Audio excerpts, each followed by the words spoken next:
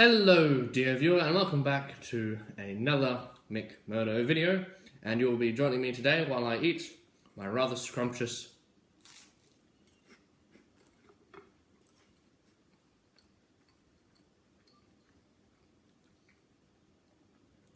breakfast. Now, today I would like to consider something that most people don't really consider. Something that most people don't think about, because in their minds, the whole idea of, or the concept of what I'm going to get onto about is so stuck in their mind that they literally just find it extremely difficult to actually branch into other ideas of thought, which I think is incredibly important in this day and age. We need to look at all the different angles of the world. And that thing, quite simply, is democracy. Going into Latin here, democracy. I think, no, cracy is power, or king, I think, and demo is people.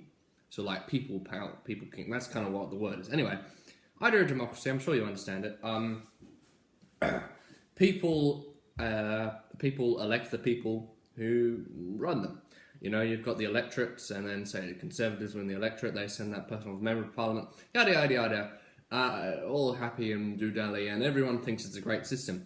And specifically in Australia, I'm thinking to differ, partly, not completely, just partly, because we're having another election, another one, on the 18th of May. We've had 5 Prime Ministers in the last 7 years, I think, and quite frankly, nothing has, well, yeah, we've had 5 Prime Ministers in the last 7 years, and that creates a lot of political instability.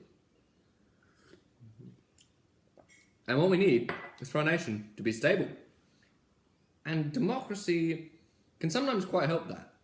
So an example of this would be Germany. They've had Angela Merkel for 11 years now, I think. Jeez. Yeah, more or less 11 years, I think. Great woman. Well, I mean, I've never even met her, can't really say that. But the thing about democracy is that it can be strong, as in Angela Merkel, but it can also be weak. Such as, well, an example of a weak democracy, which eventually ended up with a dictator being put in charge, would be Nazi Germany.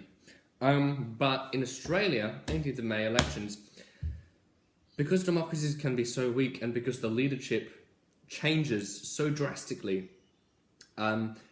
stuff doesn't really get done. Like, and this is quite interesting because when you think about it,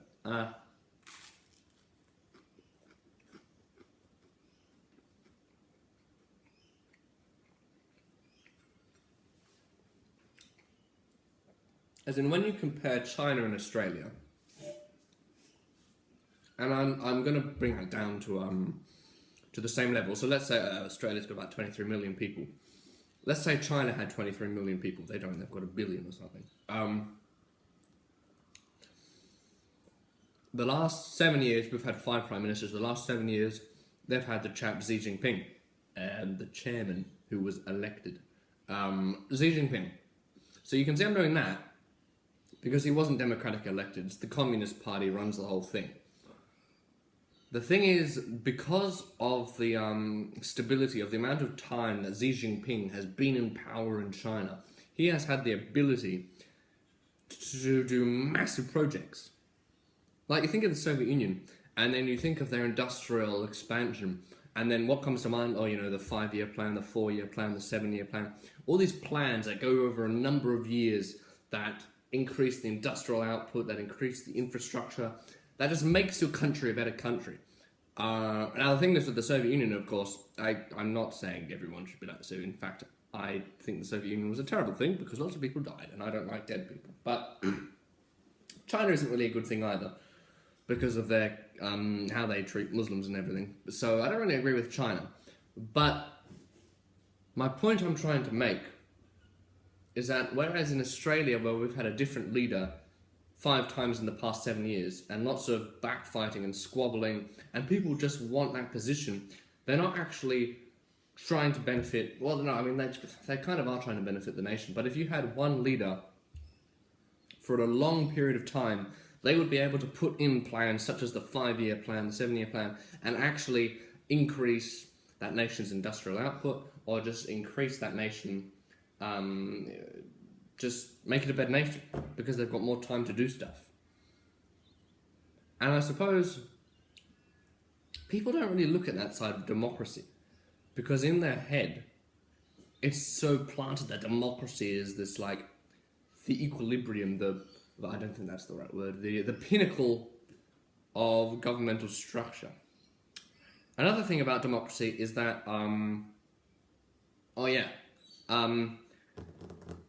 someone, and this will differ in your opinion, but personally, someone like Trump might get elected. Personally, I don't like Trump, and I don't think he should have been elected. I'm not saying Hillary Clinton was better, but I don't like him. Don't think he's a nice guy. Anyway,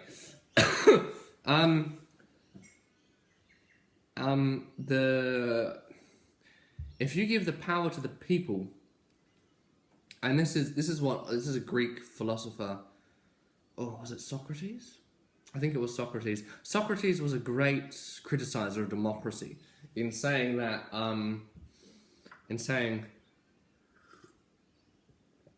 if you have a majority of your population are stupid people, you're going to elect a stupid leader, which I think is a very interesting point.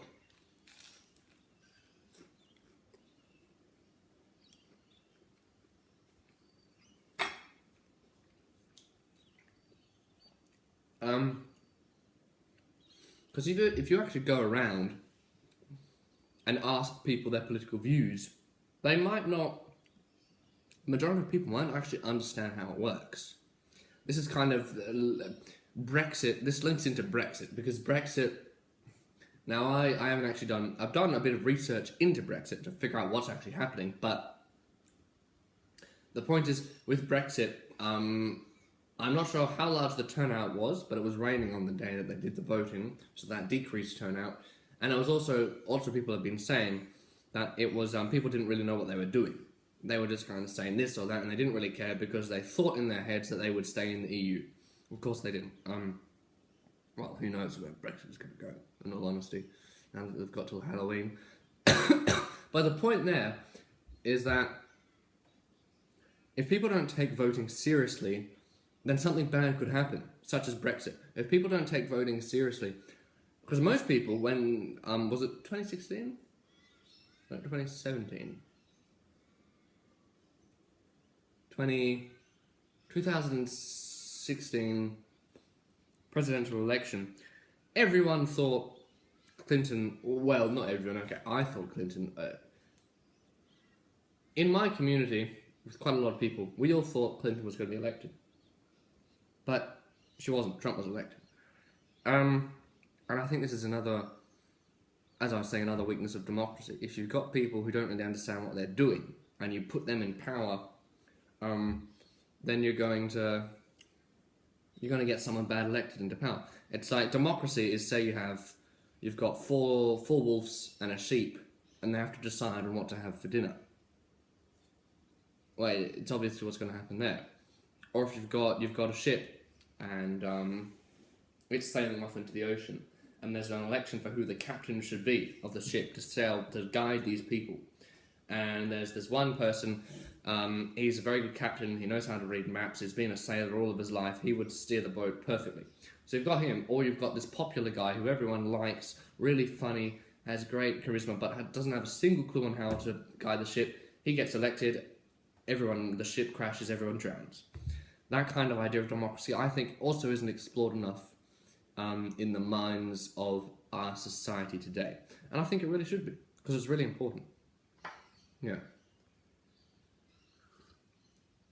It's a bit of a ramble there, but nevertheless, I think that was 2 points.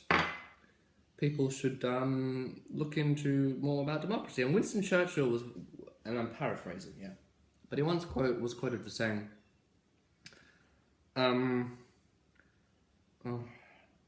democracy is democracy is like, well, this is the kind of the essence of what he wanted to get across. Democracy is really, really, really bad. it's really quite bad. But quite frankly, it's the best that we've got. And another idea is, what if we got a good dictator in power? Someone who would have executive power but wouldn't, kind of go on, wouldn't, if you had a dictator that wouldn't discriminate against racial minorities or wouldn't kind of try to conquer the world, just a person who was genuinely wanting to serve the country. And then because that would be one person in power for a long time, they would be able to put in economic plans and industrial plans to better the nation. I think that would be very interesting to explore as well. So there you go. Little rant about democracy for you in this lovely Thursday morning. And I will continue to eat my breakfast.